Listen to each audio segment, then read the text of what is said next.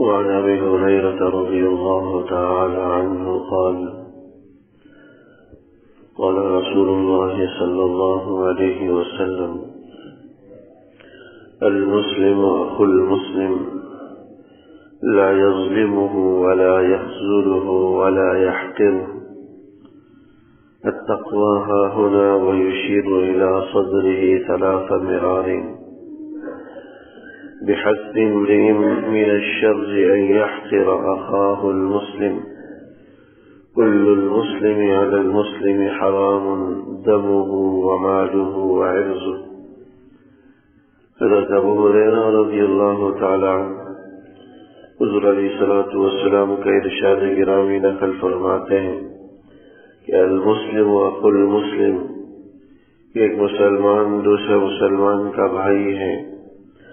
لا یظلمہ، ایک مسلمان دوسرے مسلمان پر ظلم بھی نہیں کرتا.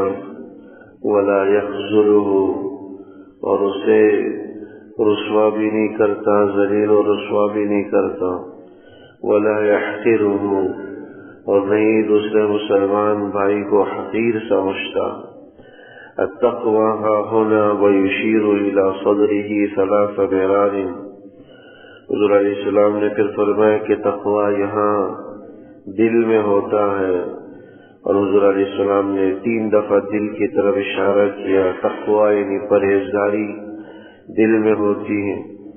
بحسب امرئ من الشر ان يحقر اخاه المسلم، آدمی کے برا ہونے کے لیے یہی بات کافی ہے کہ وہ دوسرے مسلمان بھائی کو حقیر سمجھے. كل المسلم على المسلم حرام دمه وماله وعرضه. ہر مسلمان پر دوسرے مسلمان کی جان اور اس کا مال اور اس کی عزت آبرو یہ حرام ہے. اس کی اجازت کے بغیر اس کا مال استعمال کرنا یہ بھی حرام. حضور علیہ الصلوۃ والسلام نے اس حدیث مبارک کے اندر بڑی قیمتی ہدایات ارشاد فرمائی. علماء کرام نے اس حدیث کو جوامع الکلم میں سے فرمایا گیا. جوامع الکلم یا جامع الکلم وہ احادیث کہلاتے ہیں جو ہو تو وہ چھوٹی سی، لیکن اللہ کے رسول صلی اللہ علیہ وسلم نے اس میں پیغام بہت بڑا دیا ہو، بڑی اہمیت کی حامل بات اور بڑی اہمیت کے حامل مضمون ارشاد فرمایا. تو یہ تو ہے تو چھوٹی سی 2 سطری حدیث ہے، لیکن پورے دین کا ایک طرح سے حاصل لب لباب اور نچوڑ اس کے اندر آ گیا. حضور علیہ الصلوۃ والسلام نے پہلی بات جو بیان فرمائی کہ المسلم اخو المسلم، مختلف آیات اور احادیث سے یہ بات بیان کی گئی. مسلمان دوسرے مسلمان کا دینی بھائی ہے، کیونکہ دین اسلام کے اندر دین کا اعتبار ہے، تقوی طہارت کا اعتبار ہے. جو دینی اعتبار سے رشتے ہیں اور دینی اعتبار سے قرابتیں ہیں ان کو بھی فوقیت دی گئی.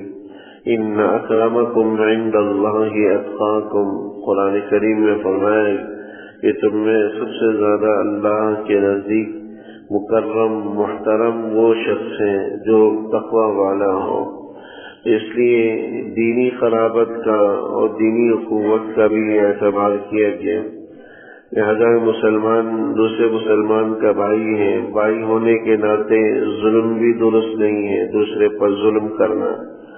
ولا یخذلہ، ظلم تو دور کی بات، اس کی عزت اچھالنا، اس کو ذلیل و رسوا کرنا، اس کو طنز مارنا، اس کو طعنے دینا، اور پرانی باتوں پر اس کو جو ہے لوگوں کے سامنے رسوا کرنا، یا اس کے عیوب اور گناہ بتلا کر لوگوں کے سامنے اس کی تشہیر کرنا.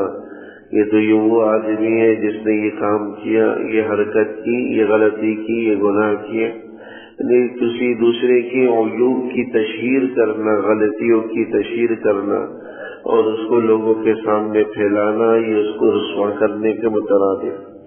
ولا یحقرہ، اسی طرح دوسرے کو حقیر سمجھنا، کمتر سمجھنا، یہ تکبر کی علامت ہے.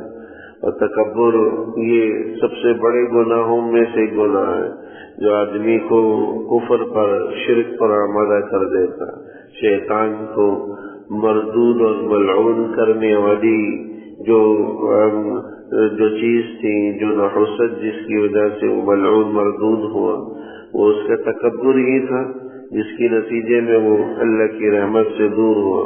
تو تکبر ایک ایسا سنگین گناہ جو ہے کئی گناہوں کا مجموعہ اللہ کی رحمت سے دوری کا، محرومی کا باعث بنتا۔ پھر فرمایا کہ التقوی ہاہنا ویشیر الی صدرہ ثلاث مرار۔ حضور نے فرمایا کہ پرہیزگاری اور تقوی کا مرکز انسان کا قلب ہے، دل ہے، یعنی بس اوقات کسی کی ظاہری حالت پر نہیں جانا چاہیے۔ ظاہراً وہ پتہ نہیں دیکھنے میں ہو سکتا ہے کوئی برا لگ رہا ہو، ظاہراً دیکھنے میں بڑا فاسق فاجر لگ رہا ہے، لیکن کس کے دل میں اللہ کا ڈر، خوف، تقویٰ کتنا ہے، اس کا علم اللہ ہی کو۔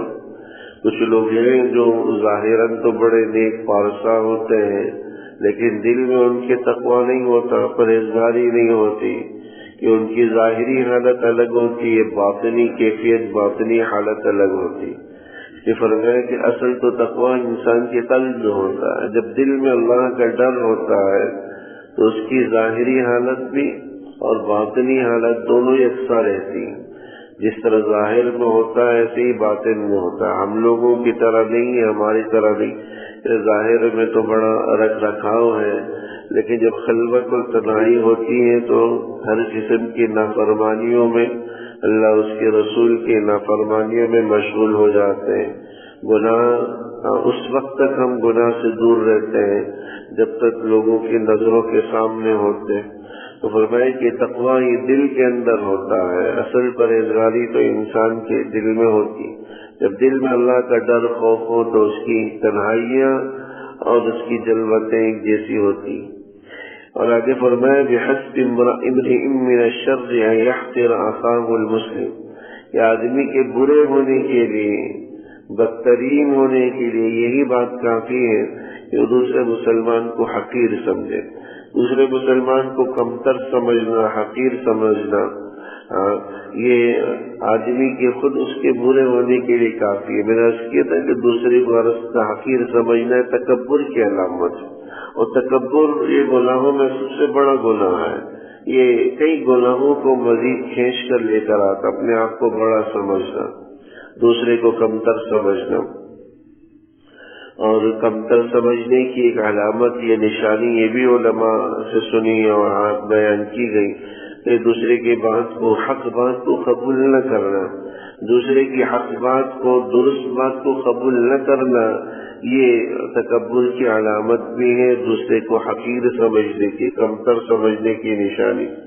کل المسلم علی المسلم حرام دمہ ومالہ وعرضہ، ہر مسلمان پر دوسرے مسلمان کی جان حرام ہے، ناحق اسے قتل کرنا، یہ جان بوجھ کر کسی نے قتل کیا ہو تو سخت گناہ ہے۔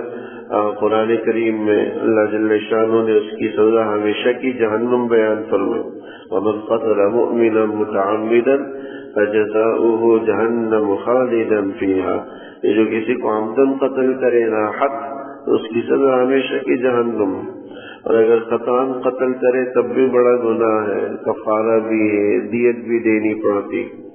تو ہر مسلمان پر دوسرے مسلمان کی جان حرام ہے، ناحق قتل کرنا یہ جائز ہے۔ مال حرام ہے، کسی کا ناحق اجازت کے بغیر مال استعمال کرنا، اس کی رضا اور خوشی کے بغیر مال استعمال کرنا یہ بھی حرام ہے۔ ومالہ وعرضہ، دوسرے کی عزت آبرو، یہ بھی حرام ہے۔ اس کا مطلب یہ ہے دوسرے کو بلا وجہ ذلیل و رسوا کر دینا، اس کی عیوب کو اچھال کر، اس کی ذات پر کیچڑ اچھال کر اس کو لوگوں کے سامنے رسوا کر دینا یہ بھی حرام ہے۔ جس طرح کسی کا مال چھیننا یہ حرام ہے، کسی کی عزت آبرو پر حملہ کرنا یہ بھی حرام ہے۔ بعض روایات کے اندر یہ بھی آیا، حضور علیہ الصلوۃ والسلام نے بیت اللہ کی طرف اشارہ کرتے ہوئے فرمایا کہ بیت اللہ ایک مسلمان کی عزت آبرو تجھے ڈھانے سے بھی زیادہ اللہ کے نزدیک، گرانے سے بھی زیادہ اللہ کے نزدیک سنگین ہے۔ اس لیے لوگوں کے عیوب پر پردہ پوشی ہو، لوگوں کی عیوب کی ستاری ہو۔ اللہ جل شانہ پھر قیامت میں ہمارے عیوب کو چھپائے گا، ہمارے عیوبوں پر پردہ ڈالے۔ تو اللہ جل شانہ